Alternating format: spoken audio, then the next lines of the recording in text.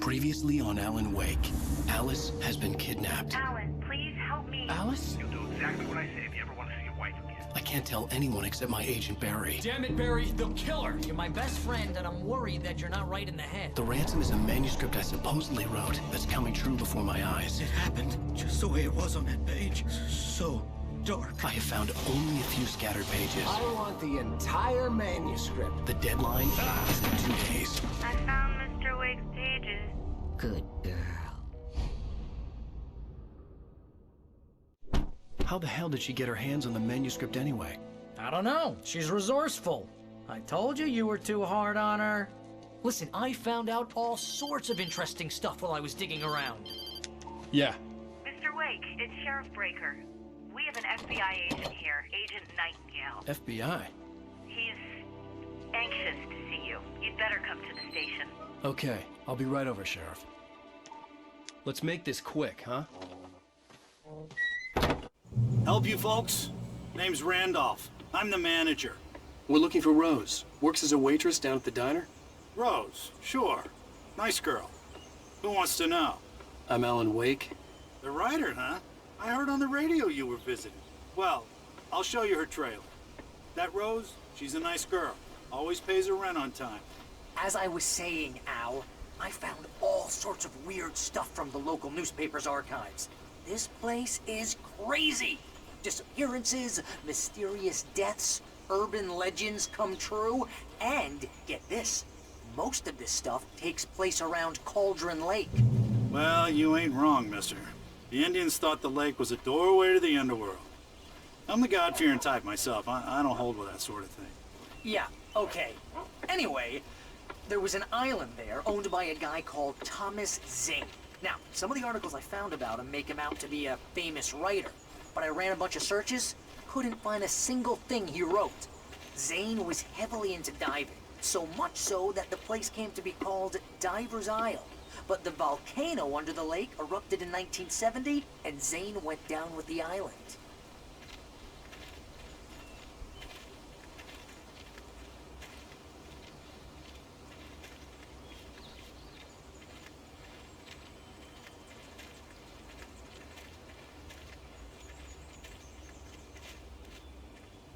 It gets better.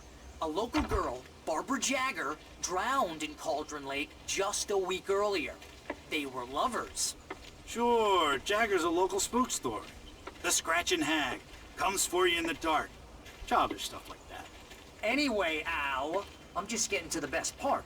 All of the articles about this stuff were written by Cynthia Weaver. I asked around, and she's that crazy bag lady you met. What, the lamp lady? She can be a little loopy, but she's not homeless or anything. Yeah, anyway, she knew both Jagger and Zane before they both died, and she had some kind of a breakdown.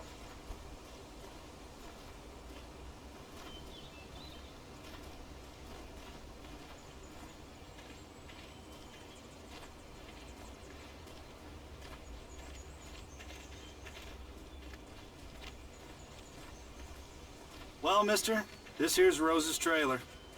You mind me asking what you want with her? We're just here to talk to her, pal.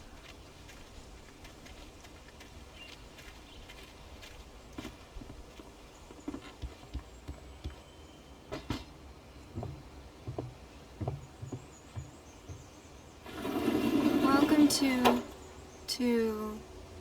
Oh dear, Mr. Wake. I'm so glad you're here. Rose, you have my manuscript? Oh.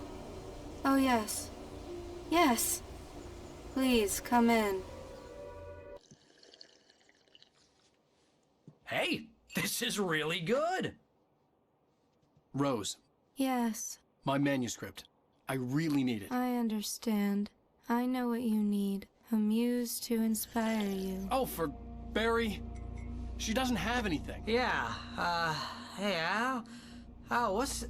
Oh... Barry! What? What?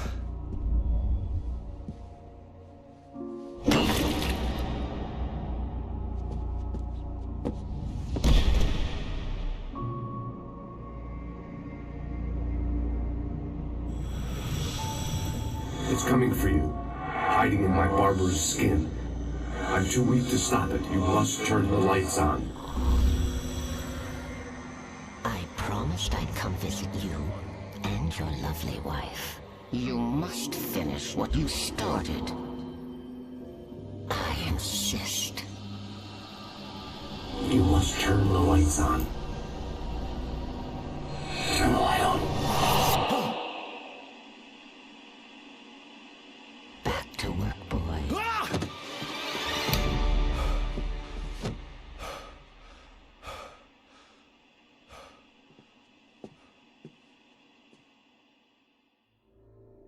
I felt nauseous, hungover. Only anger kept me going. I can't tell reality from dream anymore, but it seems I have an imaginary editor to help me. She's an old woman in a funeral dress. I call her Barbara Jagger. She's very strict. I'm writing faster and faster. My manuscript is being heavily revised. The edits are getting very aggressive, and each day there's less of me and more of her. I hate it, but I know she's right. She promises me I can save Alice this way. She knows more of this than I do. About the complex incantation I'm attempting. About this place. She's worked with another writer under similar circumstances, Thomas Zane.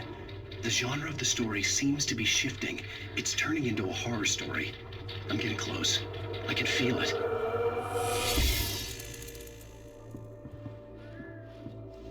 Rose took a day from me. I had less than 12 hours left to meet the kidnapper. All I could do was get Barry into the car, work something out once I got on the road.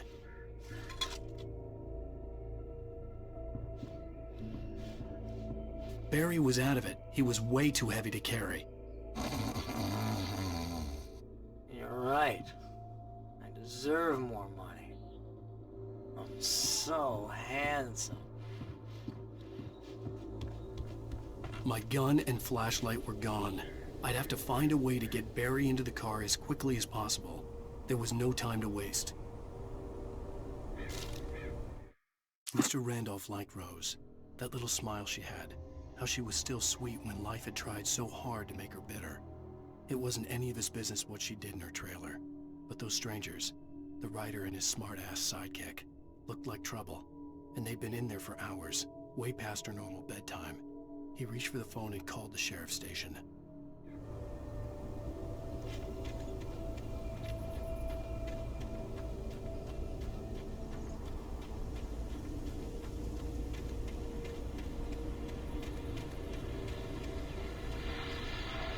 I just stepped outside to catch a breath of fresh air. Let me tell you, the weather's getting heavy.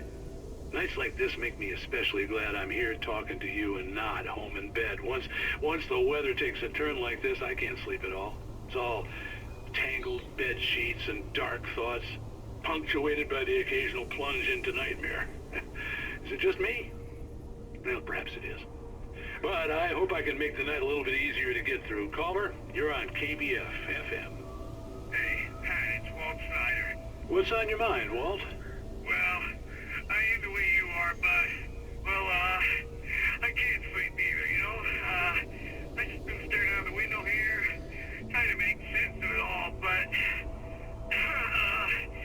I ain't been drinking either, you know? I just... Well, you sound like a man with a problem, Walt. I had argument with Danny. You know, Danny, and, then I got in trouble with the law, you know, and, I'm just, well... I heard something like that, Walt. Yeah, well, you know, Danny's my best friend, and, they let me on bail today. And now I'm just alone here at the window, you know, waiting. Man, and there's something in the air tonight, man. I was just outside looking up at the sky above our broadcast tower thinking the same thing. What are you waiting for, Walt? I don't know. You know, something's gonna happen. You know, I think I better go. Well, Walt, maybe... No, thanks, Pat. Well, good luck to you, Walt. Hang in there. Let's take a little break, folks. This weather's really something else, huh? How can I be sure?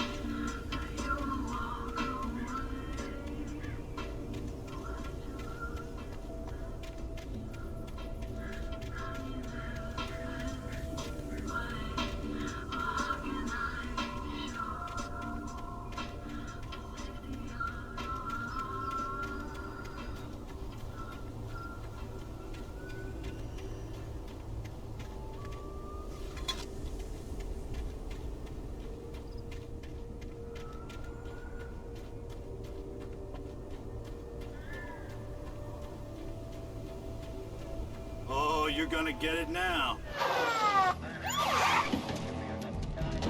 God knows what you've done to that poor girl. This is Agent Nightingale, FBI! Get him up, Hemingway! You're under arrest! You move a muscle, I'll unload right in your goddamn face! Stay right where you are, Slane!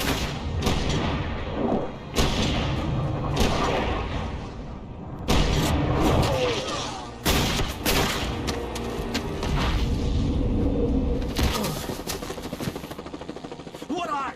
I'm standing right here, you goddamn maniac!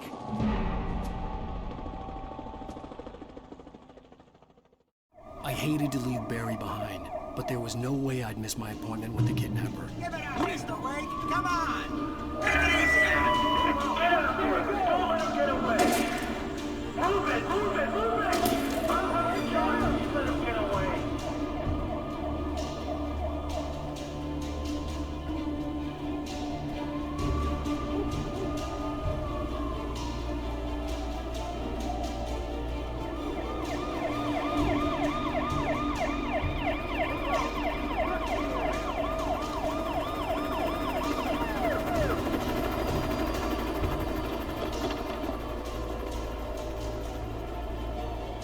There he is! Freeze! Okay, men, keep your eyes peeled. He's gonna try to make it through here. Oh, damn. There now! Wait! Wait! He's on the way! He's running! God damn it, where did he go? He's away! Keep an eye out!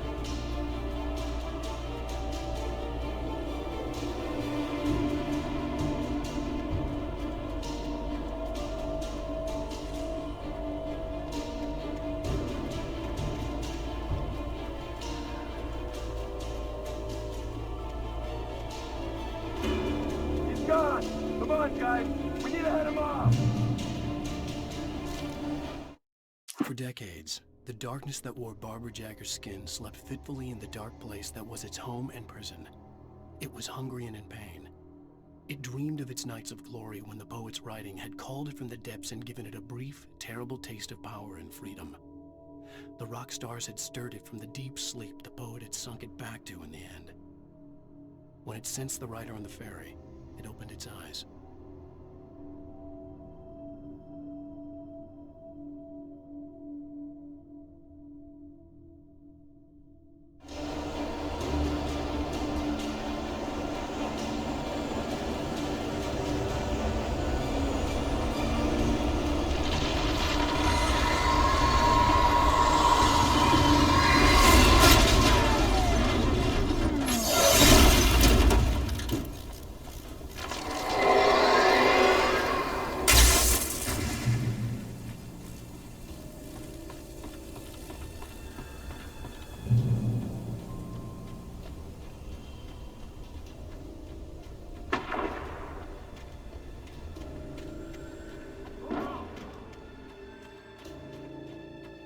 Search the area!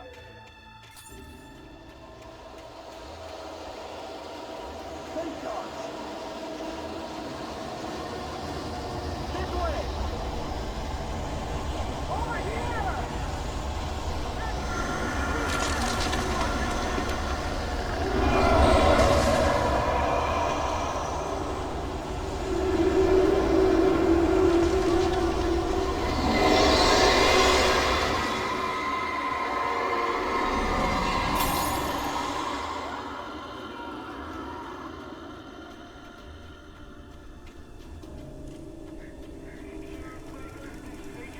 This horror was everywhere I went, circling me.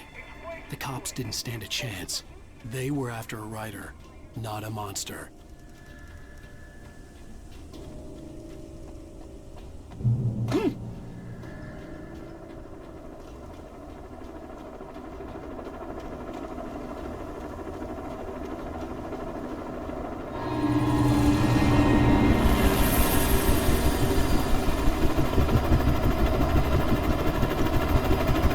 You on the ground. Hold it right there.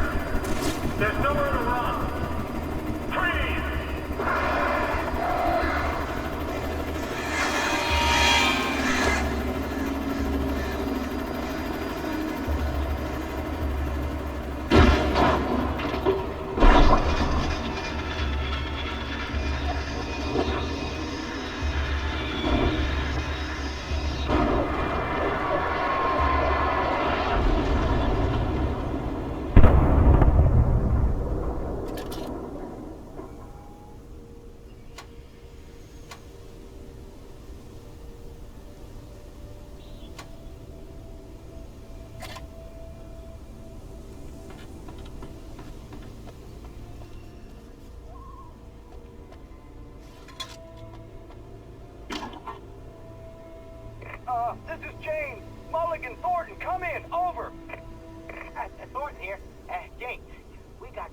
Wheeler and Rose in custody. They didn't put up a fight or anything.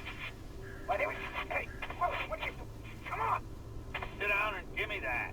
Jane, Mulligan here. Over. Go ahead, Mulligan. Over. We got Wheeler and Rose here. Wheeler's drunk or hopped up on something. Speaking of which, that Fed had a pretty distinctive whiff of Otis Scotch about him, you know what I mean. Over. I don't have anything on that, Deputy Mulligan. Over. Well, whatever. Anyway, Rose is just being plain weird here. You better get Doc in to take a look at both. Over. Gotcha. You better get them here quickly. The, Fed's gonna want to interview Wheeler. Over. Oh, yeah, I bet he does. Looks like they have a lot in common. Mulligan out.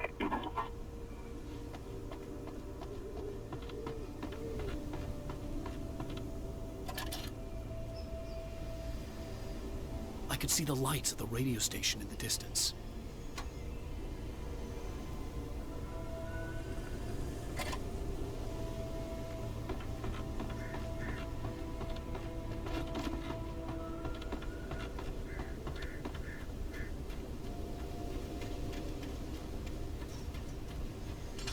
I imagined that the broadcast tower in the distance was part of the local radio station. Maine seemed like a decent guy. Perhaps he could give me directions to the coal mine.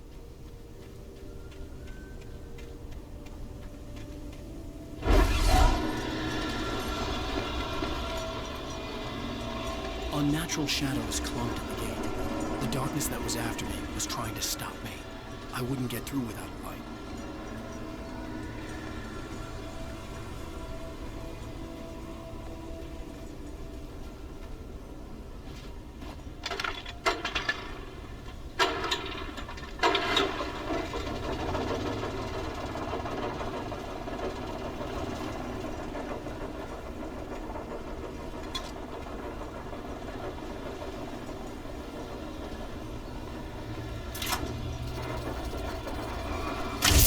Generator conked out. I'd have to see if I could fix it and try again.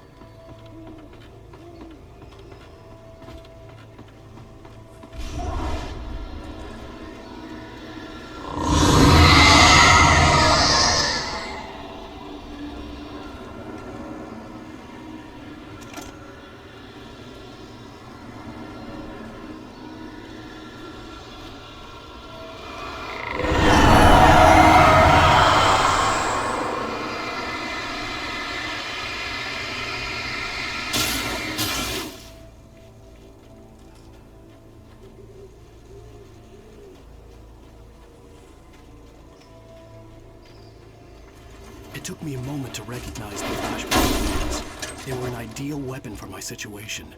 Team 1, come in. Over. Team 1, this is Sheriff Breaker. Report. Over.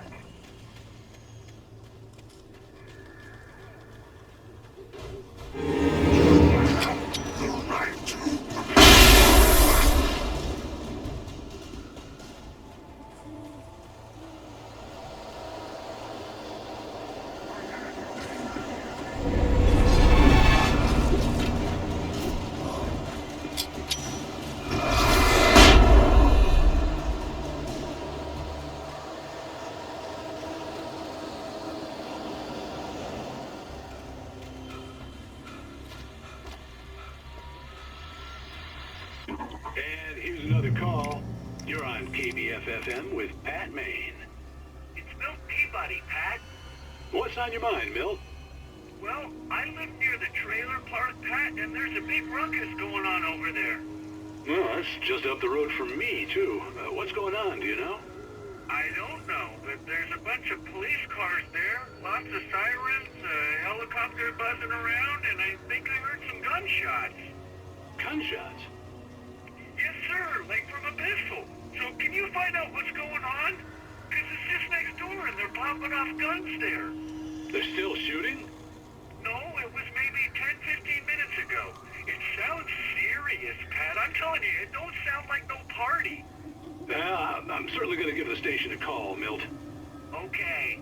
You'll hear it here as soon as I hear from them. Okay, thanks.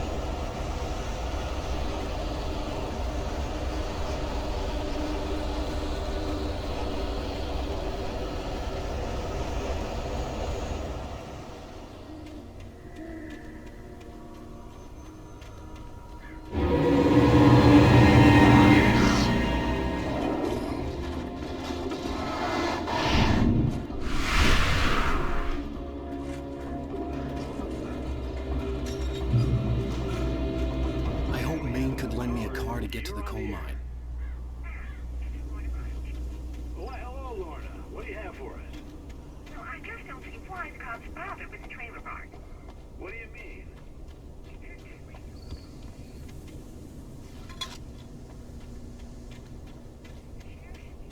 Normal citizens instead of wasting resources on those people. Well,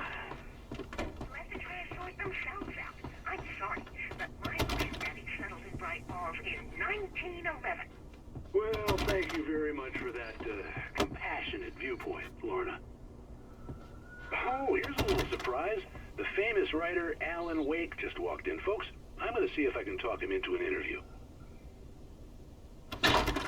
Come on in. Oh, I'm so glad you could find the time to do this, Mr. Wake.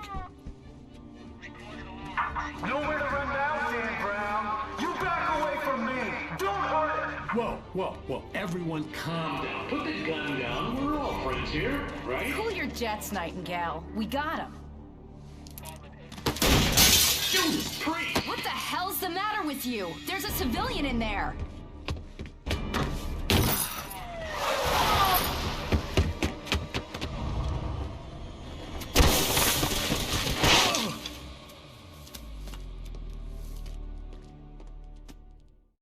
I'll get you yet, even if it kills me. You hear me? You hear me, H.P. Lovecraft? I had fallen off so many cliffs it was ridiculous. That's what you get for naming a book The Sudden Stop. It was probably good I hadn't had the chance to tell Maine where I was going. I'd have to lose the cops and find my own way to the mine. Nightingale stared through the broken studio window into the dark woods. He turned around, started to walk out, but Maine grabbed his arm. "Young man, you almost shot me. You don't shoot off rounds at people like that. What's the matter with you?" Nightingale shook his arm free, marched out. His cheeks burned with rage and humiliation.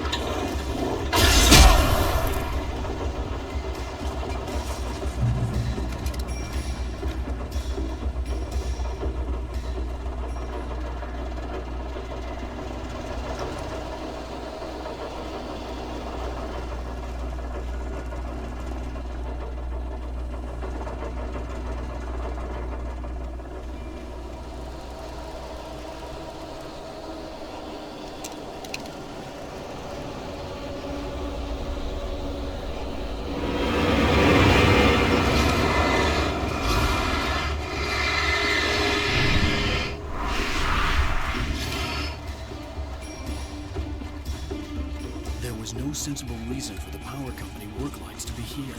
It was almost as if they'd been left for someone like me to use.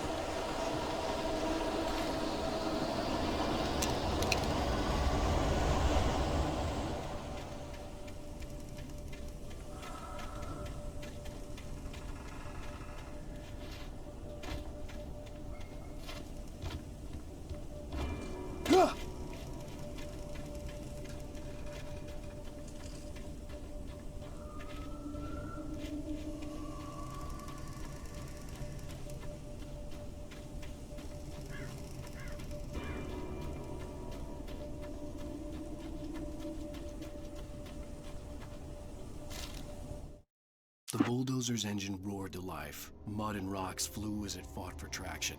It crashed through the concrete wall and landed heavily in the yard. If it were an animal, it would have shaken its head after the impact, fixed its eyes on me, and charged. Of course, it had no head, nor eyes. Shadows crawled on its form, twisting it into a monster. Then, it came for me.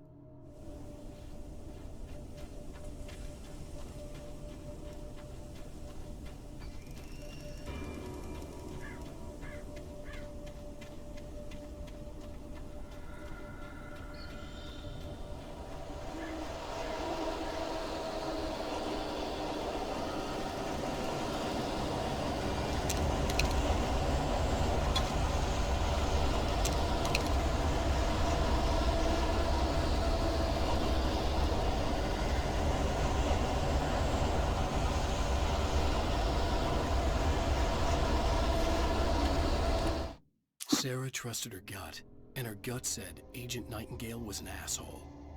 He felt wrong, and it wasn't just the smell of stale booze.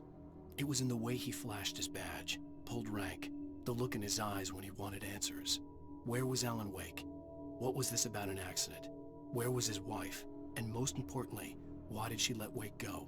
He wouldn't answer her questions. Federal business was all he'd say.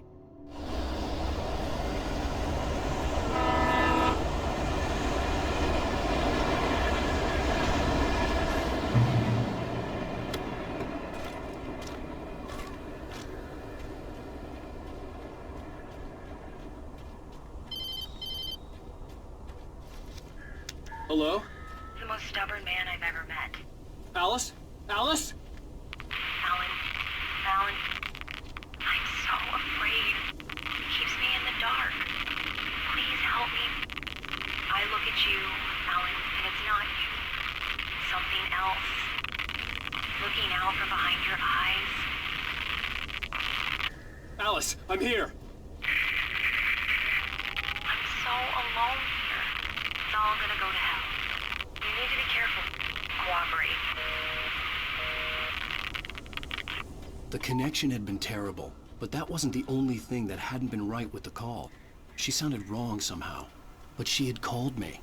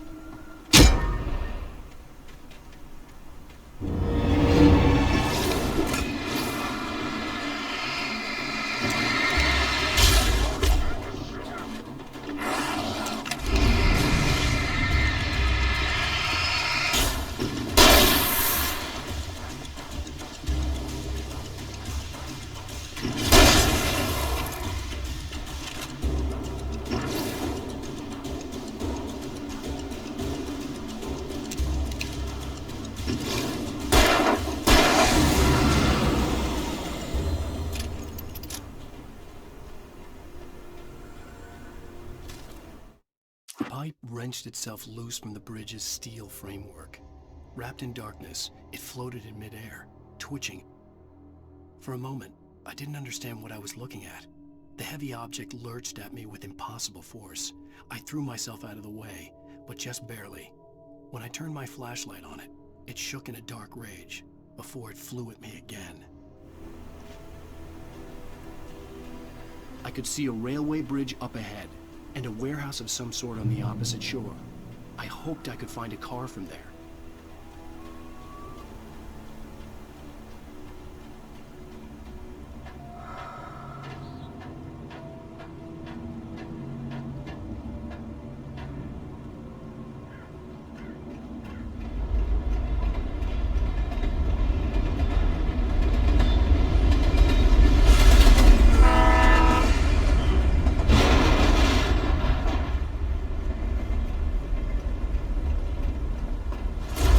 That was pursuing me was growing stronger, and it was taking over everything in its path.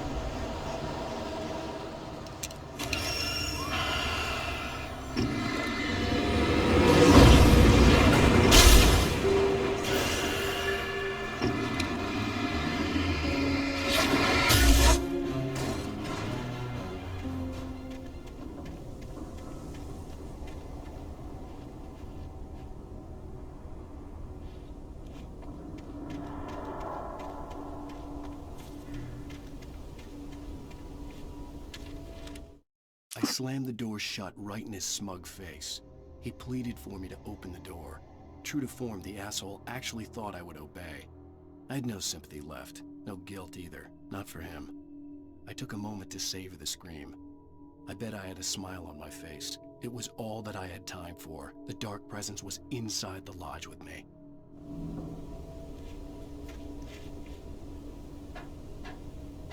As a teenager, just starting to get interested in writing, Stephen King had been a source of inspiration to me. I thought about all the inanimate objects that had come to life in his books. No one is safe in a good horror story. Certainly not the protagonist. That's what makes them fun. This was anything but. The darkness could possess anything, and it was getting closer.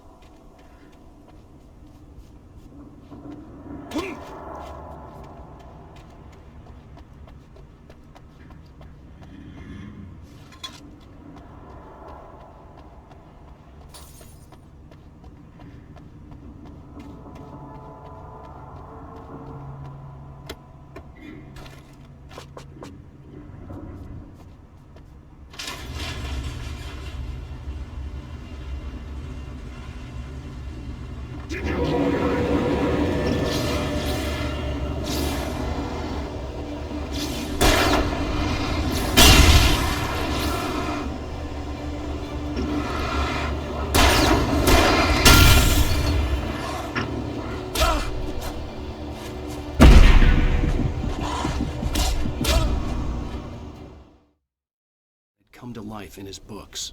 No one is safe in a good horror story. Certainly not the protagonist. That's what makes them fun. This was anything but. The darkness could possess anything, and it was getting closer.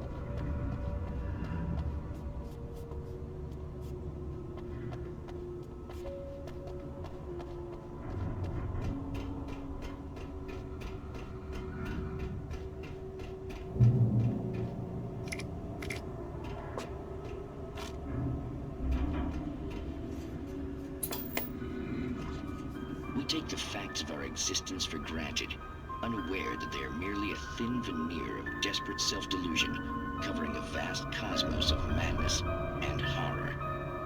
All too often, the stars are right. In Night Springs. Tonight's episode, A Family Occasion. Journalist Alvin Derleth's trip to study the local customs of an insular community in Night Springs has been less than successful.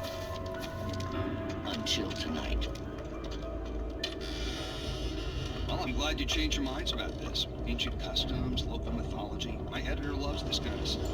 Well, Mr. Derleth, we don't want to feel like we're on exhibition. but you have demonstrated the seriousness of your intent. Oh, I am serious. Really, just do your thing. I'll stay out of your way and observe. Actually, I thought you could assist us. I'm afraid we are a man short. It would provide you with an intimate perspective. Could I really? Of course, Mr. Derleth. Well, I guess that's the least What would I have to do? Oh, here. Let me show you with a kiss.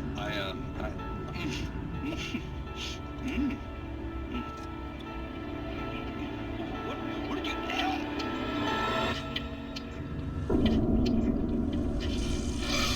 Oh, Mr. Derleth, you have well pleased Nixie Perka, the dweller in flesh. Your body shall host his 1,000 young, and all shall be glory.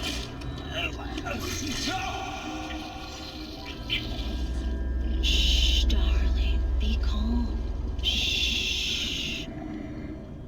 Alvin Derleth learned a harsh lesson. If you go looking for mythology, it may come looking for you. And such quests always bear fruit. Night Springs.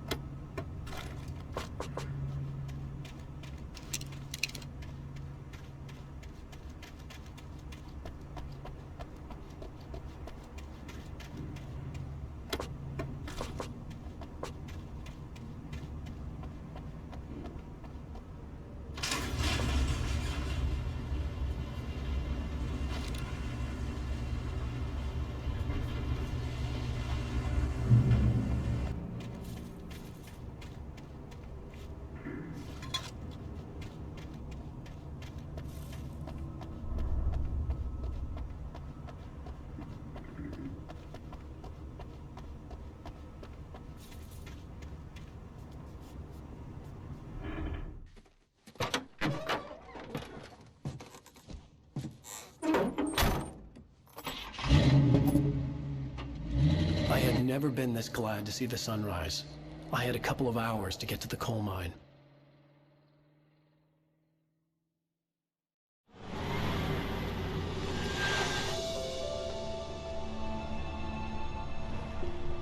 The coal mine wasn't far now.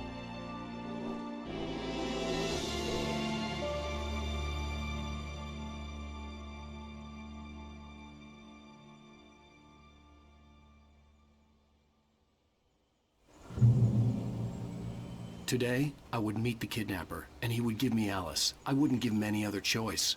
A drowning man will clutch at a straw. Little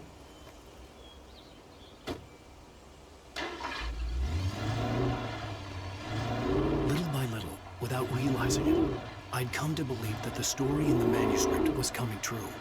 The current of its narrative had taken me deeper and deeper into dark waters. Alice had been taken from me. Barry was probably in jail. I was a fugitive from the FBI. The whole world taken over by the dark presence was trying to destroy me. It all felt real, but it matched a textbook case of insanity.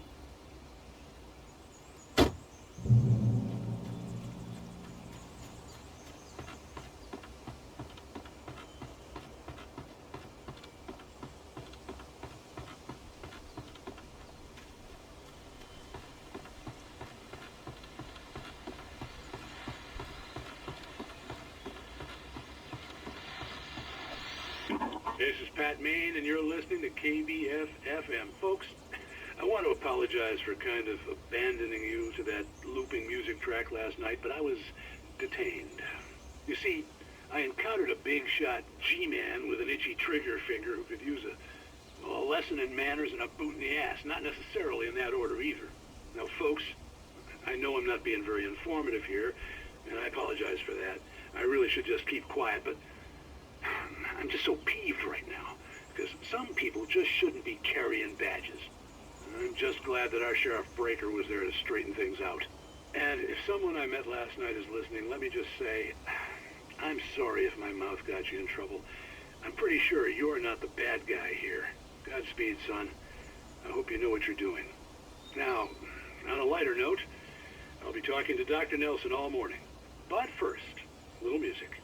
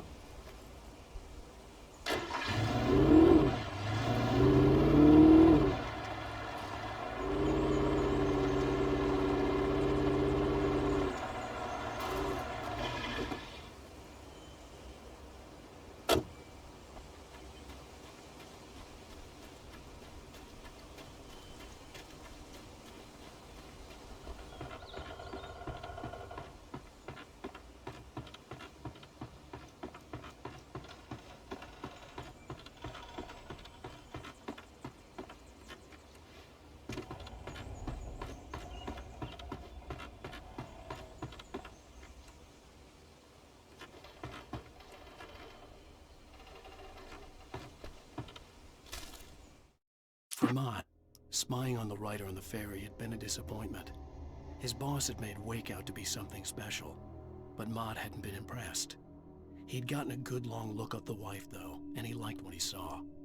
Mott had fantasized about goading Wake into a fight, but it hadn't happened. Still, he'd get his chance to see if the writer had anything in him. He'd been promised as much.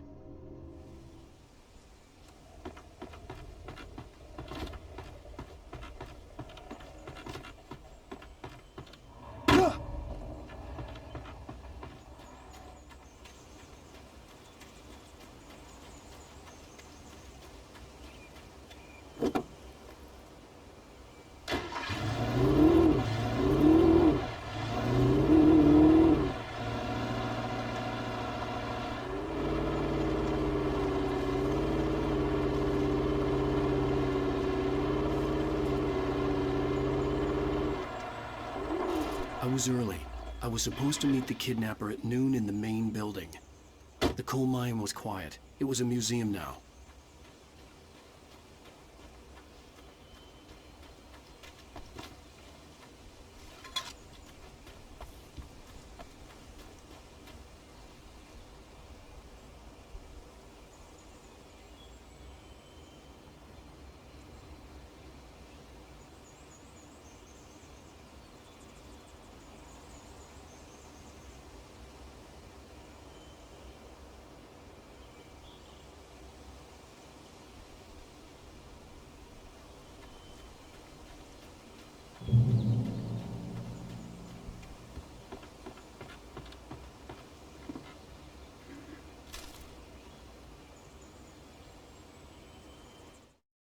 With Nightingale gone and the night wind blowing in through the broken studio window, Maine stared at Sarah.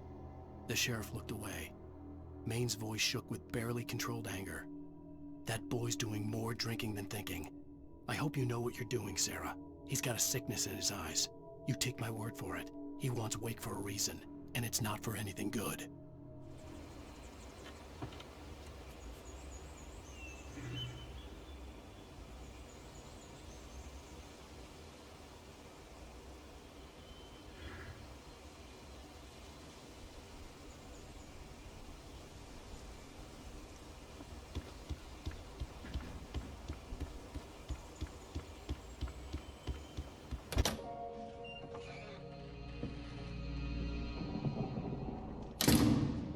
I didn't want to go outside. Cops had to be looking for me. The noon sun turned the place into a sauna. The day dragged on.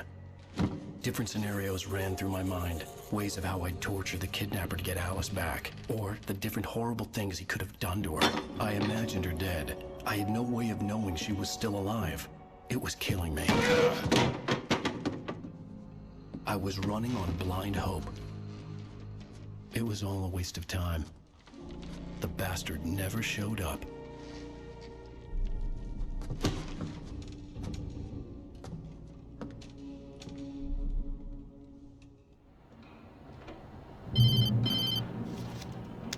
Wake! Where the hell are you? Change of plans. You know where Mirror Peak is? It's a big mountain north of where you are. You follow the path from the mine, you can't miss it. There's a lookout point there. I'll be waiting. I'm through being jerked around by you. You want to see your wife alive? Because if you do, you better watch what you say to me. Do we understand each other? I want to talk to Alice. Yeah, and I want the manuscript. Don't keep me waiting, Wake. Hello? Hello! Ah! I'm gonna kill him! I had to get to Mirror Peak.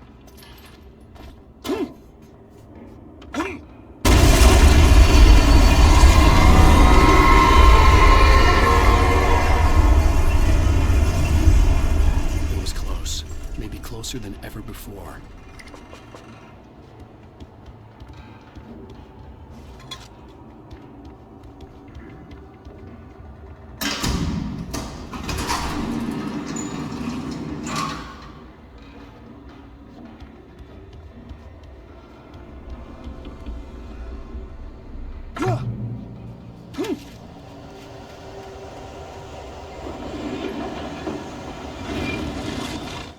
When Thomas Zane fell for Barbara Jagger, it happened fast. She was young, vibrant, and beautiful, full of life. He had never been a very happy man, and without any seeming effort, she had changed all that. Zane felt good for the first time in his life. Everything she did was another piece of a jigsaw puzzle he hadn't even known he'd been missing. And best of all, she made the words flow, strong and sharp. She was his muse.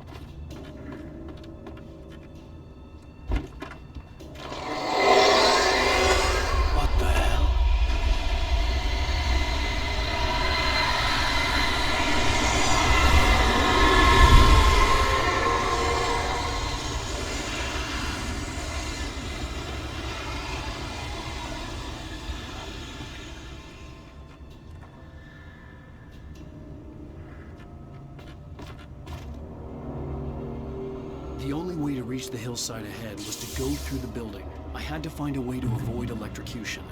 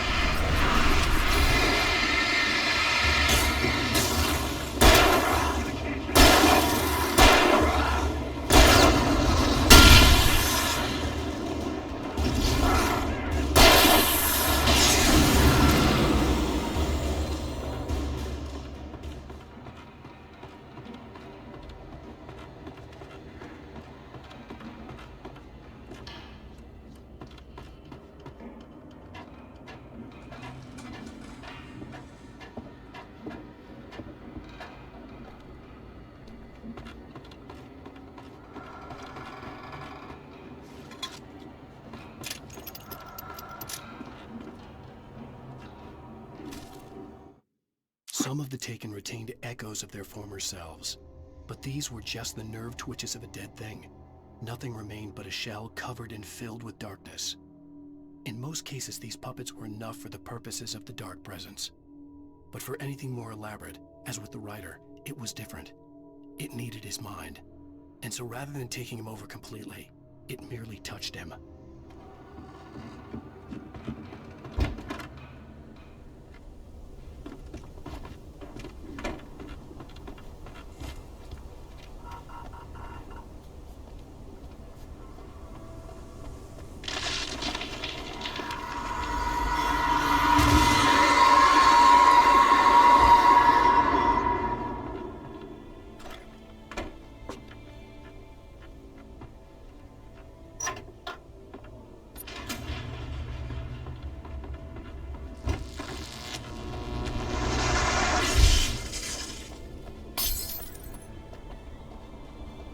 There was no way the flashbang grenades were standard power company equipment.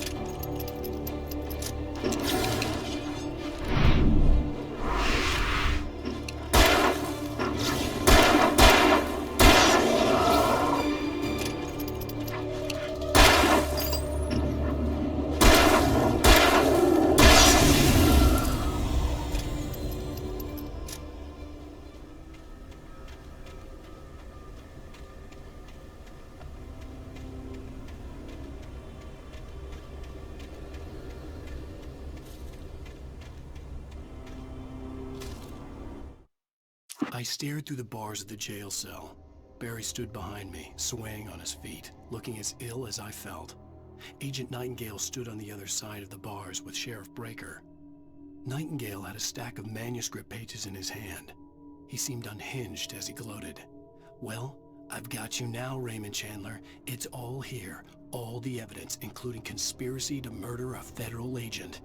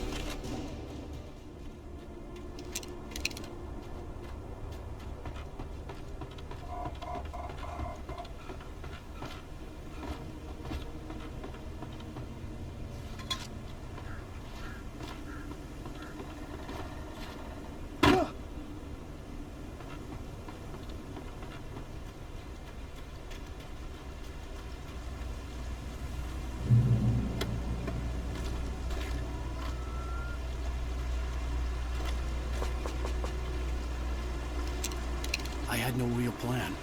I was going to give the kidnapper all the manuscript pages I had for Alice. If that wasn't enough, I'd hold him at gunpoint and make him talk.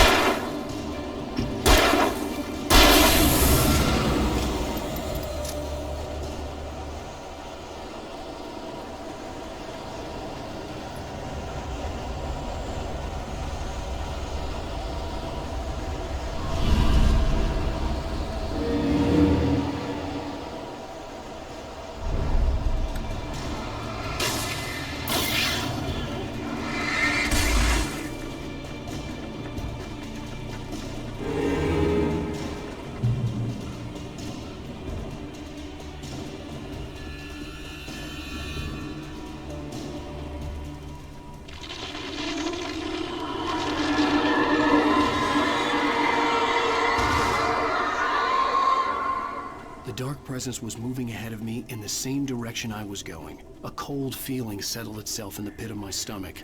Was it going for Alice?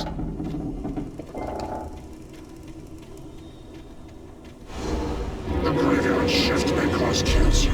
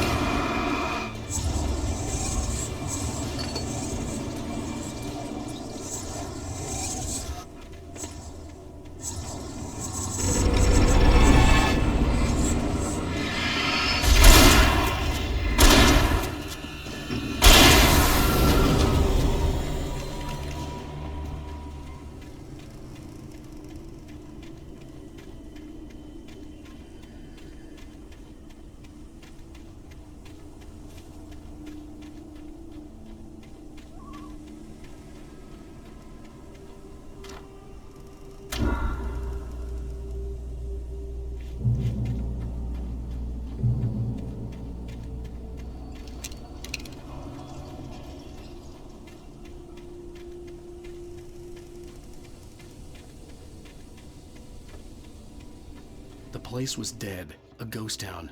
Had been for decades, maybe a century.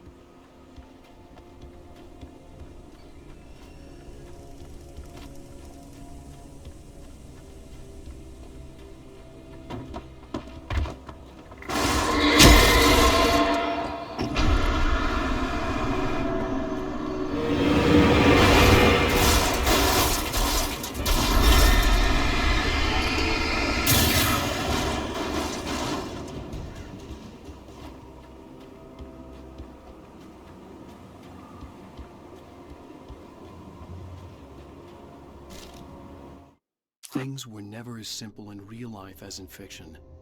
I had lost count of the times I had wished there'd be a clear reason for my writer's block. Something to fight, something to lash out on. There wasn't. I was filled with doubt. I was nothing like the hero in my books. Alex Casey had gone through his life with single-minded determination, never wavering from his goal. Even now, I was angry at myself, angry at Alice, angry at Barry. I was fumbling and I had no plan.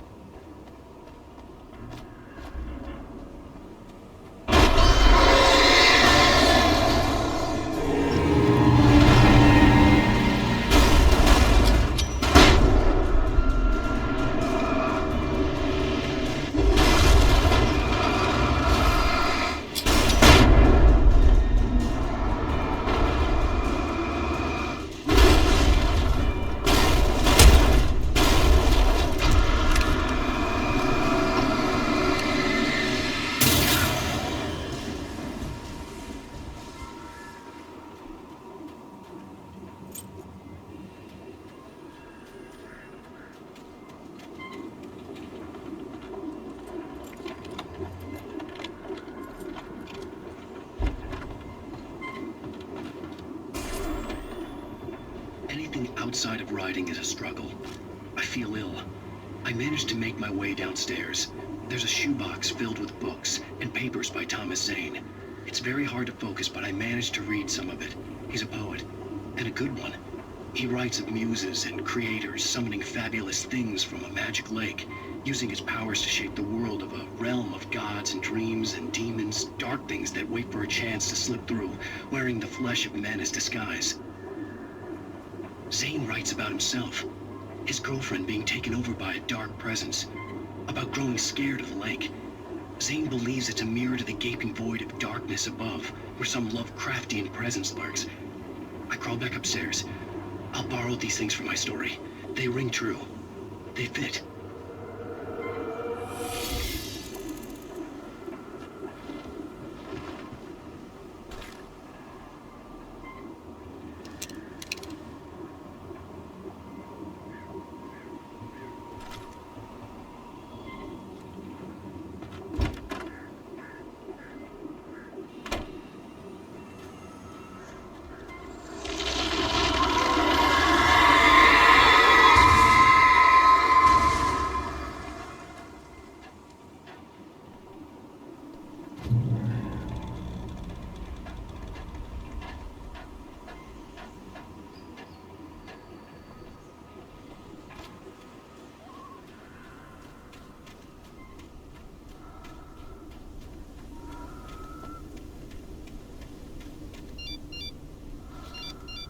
The kidnapper had sent me a text. The message was full of spelling errors and insults. It was telling me to hurry up.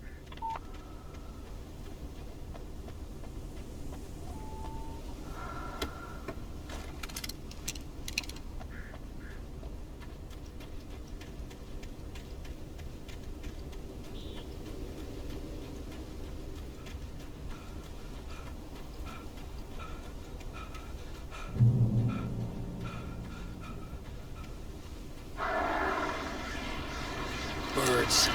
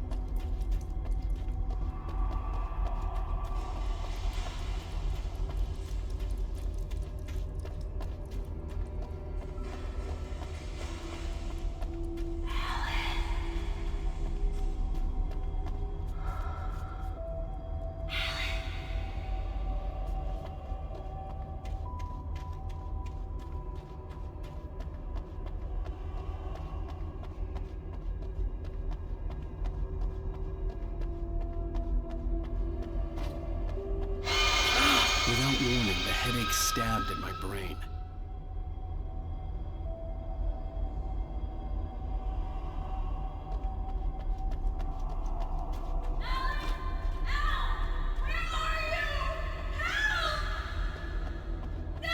Alice?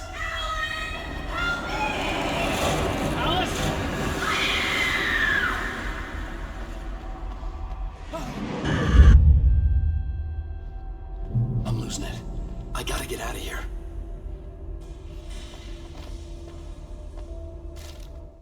The hunters were big, thick-set men, confident and at home in the woods. They were feeling good, running on beer, ghost stories, and camaraderie late into the night. It did them no good, as they were taken by the dark presence, sucked deep into a darkness far worse than any ghost story they ever told or heard.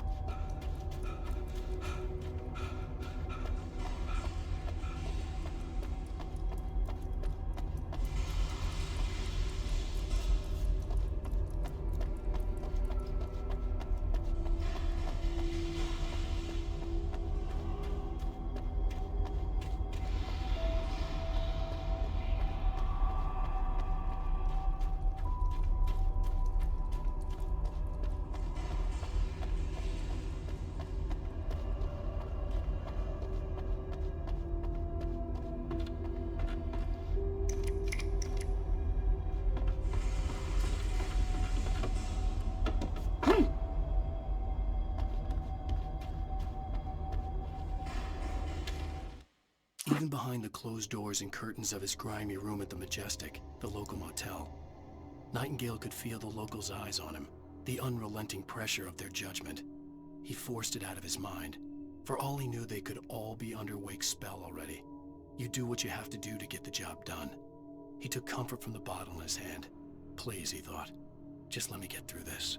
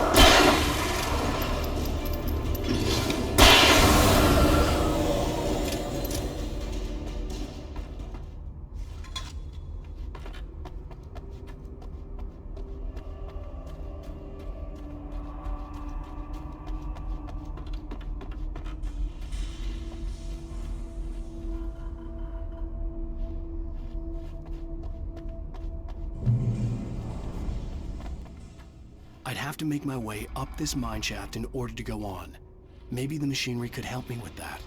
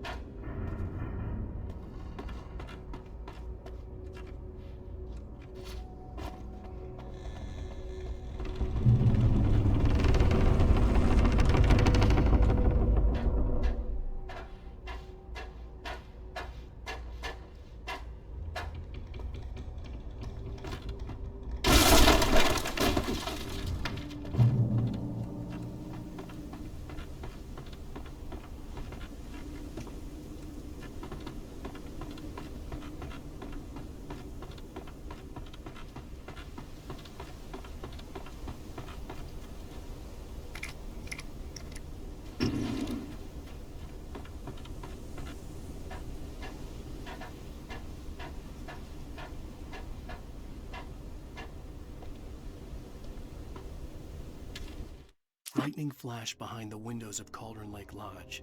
Tor Anderson laughed and held the steel hammer above his head. Nurse Sinclair was trying to calm him down without success. Tor grinned madly and shouted, "My hammer's up.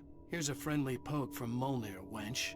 He brought the hammer down with all his might on Sinclair's head. "We're on a comeback tour, baby."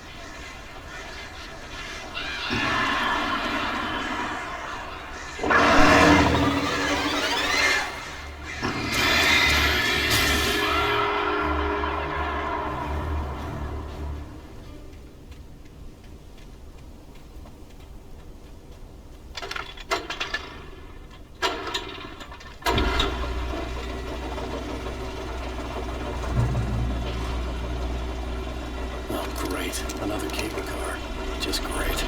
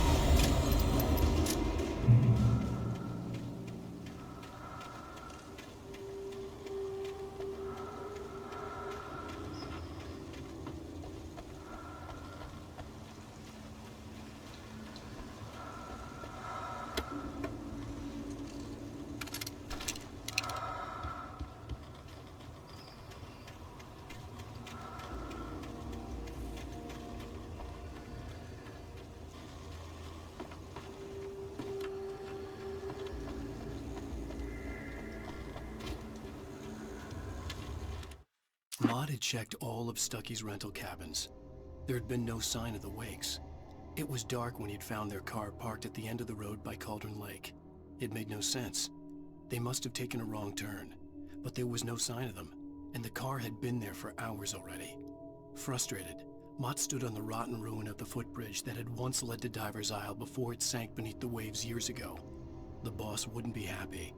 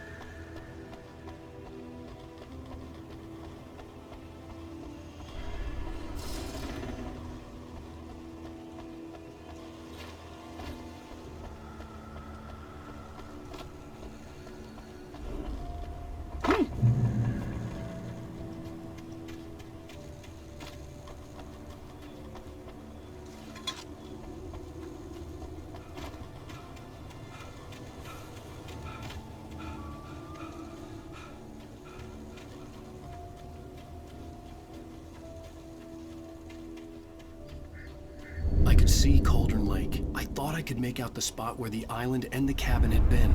There was a light near it. It had to be a boat.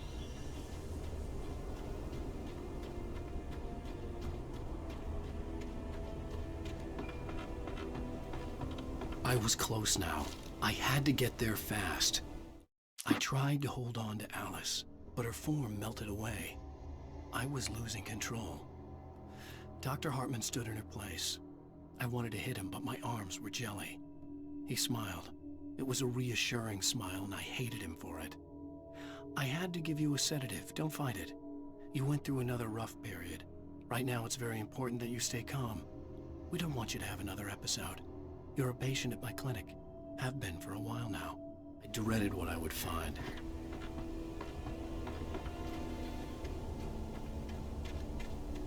Wait! That you? Wait! Hey, I'm here! I'm coming! No! Get away! Sorry! Please, wait! The boss did messing with? I didn't know. I swear, I didn't know. We don't have a wife. We don't know where she is. She's probably drowned. We just said we had her to make her play ball. You see?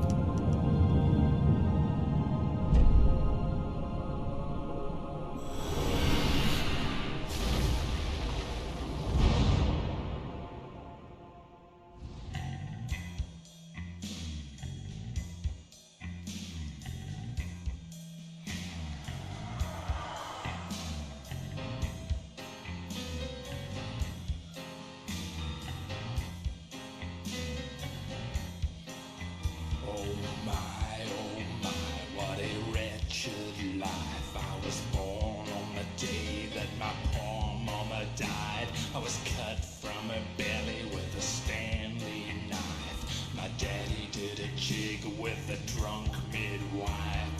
Who's that yonder all in flames, dragging behind him a sack of chains? Who's that yonder all in flames? For up jumped the devil and he staked his claim on me.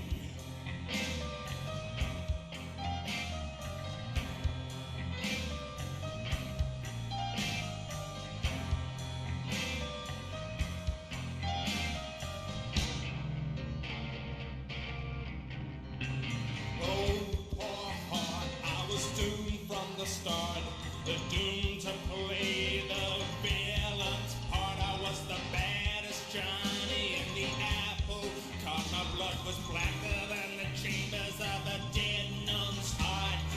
Who's that milling around the courthouse steps? Nail on my face to the hitching fence. Who's that milling around the courthouse steps? Up jumped the devil and off we crept.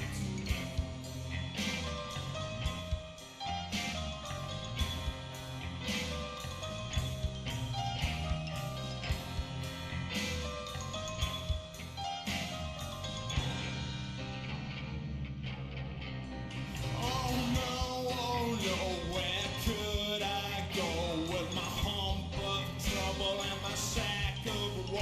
To the digs and the deserts of Mexico, where my neck was safer from the lynching